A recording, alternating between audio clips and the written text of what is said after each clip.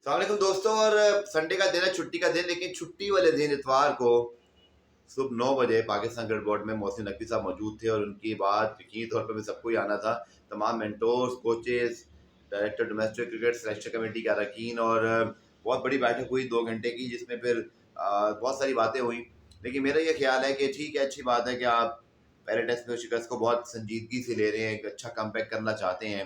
लेकिन शायद ये सारी चीज़ें चैंपियंस कप के बजाय आप टेस्ट सीरीज से पहले 15-20 दिन का कैंप लगाकर पूरी पक्की तैयारी करके करते तो शायद इसके नताइज भी आते। मुझे डाउट है कि इन सब चीज़ों के कोई नताइज आएंगे अनलेस कि हमारी कोई इंडिविजुअल परफॉर्मेंस हो जाए, बट इंडिविजुअल परफॉर्मेंस होने के चांसेस भी बड़े कम हैं।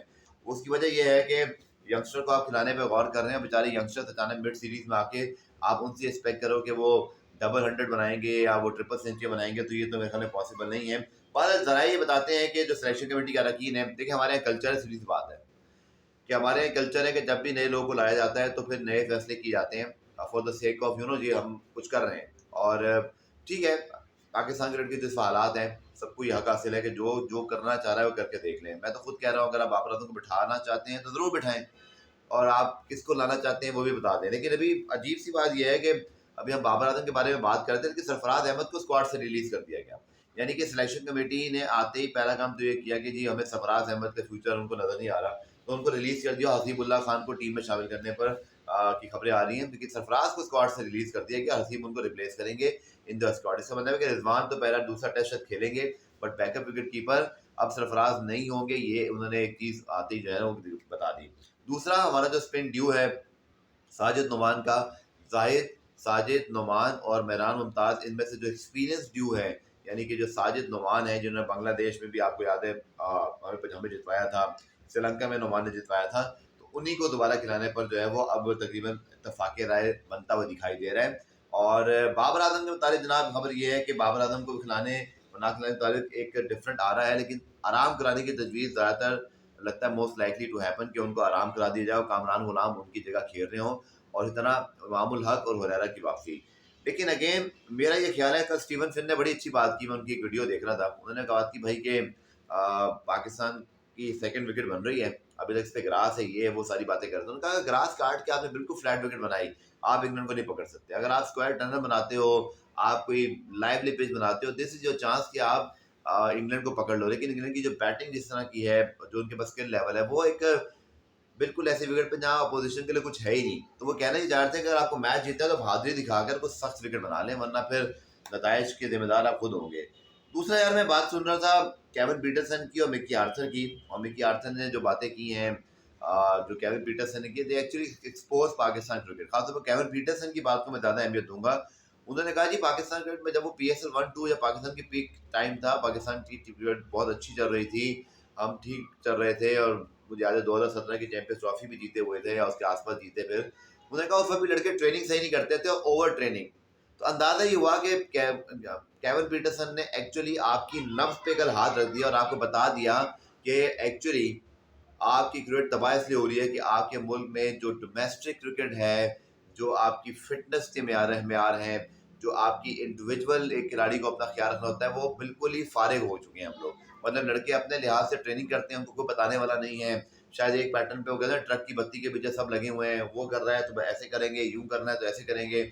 मैं मानता हूँ पाकिस्तान में फिटनेस का कल्चर बहुत ज़्यादा नहीं है, बट पाकिस्तान क्रिकेट बोर्ड ने कौन सा कल्चर कोई निकाला है? ये कराची में जो नेशनल क्रिकेट अकेडमी, मुझे तो यहाँ कोई पाकिस्तानी खिलाड़ी आके ट्रेनिंग करता दिखाई नहीं देता। लाहौर में ज़रूर है नेशनल क्रिकेट अकेडमी के अंदर, वहाँ लड़के आते हैं ट्रेनिंग करते हैं, बट क्या केविन पीटरसन ने जो बात बोली, आई एम श्योर कि अब भी वही हालात होंगे। उसने बिल्कुल ठीक बात बोली कि लड़के जिससे की ट्रेनिंग करते हैं, और मुझे भी अंदाजा है इस बात का कि हमारे यहाँ कोई वर्ल्ड क्लास ट्रेनर्स नहीं है। अगर आपको गैर मुल्की कोचेस का बहुत शौक है तो भाई गैर मुल्की ट्रेनर डोमेस्टिक क्रिकेट में भी ले आए ना। एक तो हमारे यहाँ हर कोई बंदा आके ना नेशनल टीम में लग जाएगा। भाई हमें ज़रूरत है पाकिस्तान लेवल पर, जहाँ पर मुझे याद है कि आपने एक ज़माने में गैर मुल्की कोचेस भी रखे थे, लेकिन भाई आपकी नेशनल क्रिकेट अकेडमी और डोमेस्टिक क्रिकेट में जब तक गैर मुल्की कोचेस ट्रेनर आके आपको ट्रेन नहीं करेंगी और आपके कोचेस को ट्रेन नहीं करेंगे, तब तक आप इसी तरह की बातें सुनते रहेंगे। कितने मजे से एक्सपोज कर दिया आपकी क्रिकेट की, 2 टके की वैल्यू नहीं रह गई। कि मिकी आर्थर ने भी बयान लिखा, लेकिन सही बात है, ये वक्त था बोलने का, क्योंकि अगर टीम थोड़ा बहुत बेहतर परफॉर्म कर रही हो तो कोई सोच सोच के बोलता है, लेकिन जब ऐसी सिचुएशन हो जहां आपकी टीम बिल्कुल दीवार से लगी हुई है, तो फिर हर कोई बंदा जो आपके सिस्टम से लिंक्ड हो वो कम से कम अपना फीडबैक तो देगा। मिकी आर्थर ने वही किया। मिकी आर्थर ने ऐसी जो बातें की हैं, आई थिंक बिल्कुल ठीक बातें हैं। जिसके अंदर सबसे इम्पोर्टेंट बात जो उन्होंने की, मीडिया और मीडिया एजेंडास वगैरह, वो तो कोई मीडिया वाले कोई नहीं देख रहे। उन्होंने जो खिलाड़ी की तशहीर की बात की, देखिए मिकी आर्थर, मुझे यहाँ तक लगता है कि उन्होंने एक अमूमी बात की है, बजाय इसके कि हम इसमें बात करें जी कि वो सिर्फ बाबर रिजवान पे आती है। दोनों बाबर रिजवान पे इस बात को लेकर दाती तशहीर, उनका शाहीन शाह अफरीदी के मतलब क्या ख्याल है, नसीम शाह के मतलब क्या ख्याल है, या बात करें मतलब शादाब खान के बारे में क्या ख्याल है। अपने अपने मतलब के आपने निकालने ट्रांसलेशन, जो आपको पसंद नहीं है उसके ऊपर डाल दो, जो पसंद है उसको बचा लो, यही होता है हमारे क्रिकेट में। बारह, लेकिन मिकी आर्थर और केविन पीटरसन की बातें सुन के मुझे तो बड़ी शर्म आई यार। इंटरनेशनल प्लेटफॉर्म पर वो पाकिस्तान क्रिकेट के बारे में सच तो बोल रहे हैं, लेकिन हमें किन हालात पे हमारे क्रिकेट ले आई है यार। अब भी हमें वही चेंजेस, और वो कहनी भाई पिच को अगर सही नहीं बनाया तो यही नतीजा निकलेगा। पहली बात तो ये है कि आपको रावलपिंडी जो सर टेस्ट है, मुल्तान की विकेट को कुछ ऐसा करना पड़ेगा, लेकिन डर ही नहीं जाएगा ना, हाय हम आउट ना हो जाए 100 पे, हाय हमारी 8वें नंबर पे आमिर जमान ना खेला और सलमान आगा ना खेला तो क्या होगा। 5 बॉलर खिलाओ तो तभी आप टेस्ट मैच जीत सकते हो, वो भी जब आपके पास 2 स्पिनर हो, 2 फास्ट बॉलर, एक ऑलराउंडर, चाहे वो स्पिनर राउंडर खिलाओ या आमिर जमाल को खिला दो। लेकिन इसके बगैर बात नहीं बनेगी। सख्त फैसला ये करना पड़ेगा कि या तो फिर ओपनर आप एक कम करके शान मसूद को लेकर आओ, आप फिर उसके बाद अपनी बैटिंग को 6 तक ला के 7 दिनों में ऑलराउंडर खिला के 4 बॉलर खिला के ऑलराउंडर से 5 सलमान अली आगा को खुदा के लिए बॉलर बनाना बंद कर दें। अगर वो बहुत बड़े बॉलर होते हैं ना, तो मुल्तान टेस्ट में वो जो 200 से 300 रन के बीच में जो मारा है ना उसने, हैरी ब्रूक ने, मजे मजे से लेकर उसने लिटरली मारा है उसने, मतलब जो उसका दिल किया, इधर मारूं उधर मारूं। आपने बॉलर लगाए थे सलमान अली आगा और साइम अयूब, उसने कहा मुझे प्रोटीन शेक लेने पड़े, मुझे ये करना पड़ा, उसकी फिटनेस खत्म हो गई थी। लेकिन सारी बात जब ऐसे हलवा बॉलर आपके सामने आएंगे, उस वो भी विकेट के लिहाज से तो मारोगे, तो खुदा के लिए सबसे पहले ना सलमान अली आगा बहुत अच्छे प्लेयर है, मैं उनको फ्यूचर कप्तान के तौर पर रेकमेंड करता हूँ। He is a fantastic brain and he is a fine utility bowler, but खुदा के लिए यार टेस्ट क्रिकेट में अकल के नाखून लें, माफ करें, इस क्रिकेट पर रहम करें, बर्बाद ना करें इसको सलमान अली आगा को दूसरा स्पिनर बना के। ये मैं आपके आगे हाथ जोड़ रहा हूँ। इफ्तिखार अहमद को बनाया था आपने इसी तरह सेकंड स्पिनर, रावलपिंडी टेस्ट वसील ऑस्ट्रेलिया। अब आपको जो है वो मतलब ये नजर आ गए भाई वो बॉलिंग कर सकता है, बट वो बॉलर नहीं है, वो पार्ट टाइम ही है। बस मेरी समझ से बाहर है भाई। आपको सख्त फैसला करना है ना, अगर क्रिकेट बोर्ड वालों सख्त फैसला करना है तो ये करके दिखाओ कि पहले तो लाइवली विकेट या स्पिन विकेट, चाहे स्क्वायर टर्नर है या चाहे 100 रन पर टीम आउट हो, बनाए ऐसी विकेट जिससे आपके बॉलर्स को मदद मिले। दूसरा, एक बैट्समैन कम करके शान को ओपन कराएं, जो क्या वो कैप्टन है, उन्हें 150 मारे, उनको खेलना बनता है।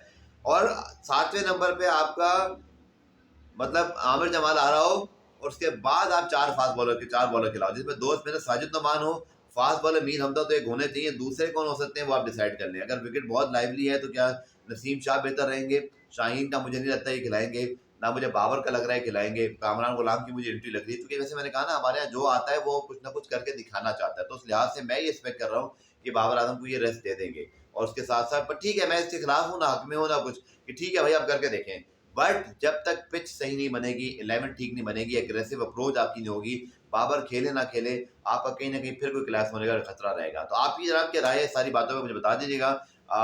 लाइव सेशन में जल्द आज मुलाकात होती है। अभी सुबह उठते ही मैंने सोचा कि पहले आपके साथ वीडियो बनाने के बजाय मैं नाश्ता से करने से पहले आपको वीडियो बना के हकाइक बताऊँ, नाश्ता से करके थोड़ा सा हल्के 1-2 काम करके मैं फिर लाइव आता हूँ, फिर उसके बाद बात करेंगे, मैं भी जब तक हमारे पास कोई और ब्रेकिंग न्यूज़ भी आ जाए। तो मेरे यूट्यूब चैनल को सब्सक्राइब और वीडियो को प्लीज़ लाइक करना ना भूलिएगा।